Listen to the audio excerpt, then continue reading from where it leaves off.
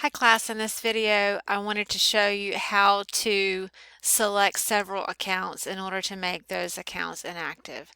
So I sent out an email with a list of accounts, and that list looks like this. Hit cancel. Okay, this is the full chart of accounts, and you can see some of these have been deleted or made inactive. So in Blackboard, you're going to see this list, and what I want you to do is go through your chart of accounts and select these accounts in order to make them inactive. So let me go back into QuickBooks.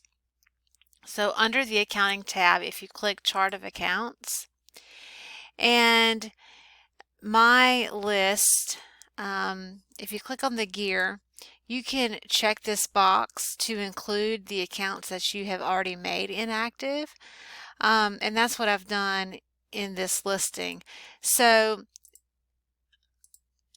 for example, you can click, if you haven't already made this account loans to others inactive, you would select that one. You would just go down that, compare that list that is uploaded in Blackboard and compare that to the one that you have in QuickBooks and select all of them. And again, mine have already been made inactive. That's why it says deleted here. But to make that process easier, you can check that account, and then under right above the heading name, it says batch actions. If you click that down arrow, you can click make inactive.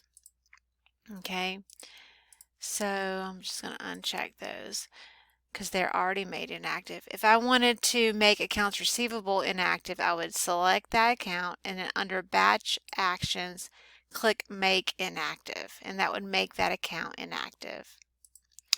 There are several accounts that pulled over whenever we created this account, and we don't need them. So that's what this process is. I want to clean up the chart of accounts because when grading, I'm looking through and there's several accounts that we will never use. So that's why I need you guys to do this, so that way it makes my the grading process easier, and it will help you because that won't be a choice. If you've made that account inactive, you won't have that as a choice when completing these transactions. All right, thank you guys. Hope this helps.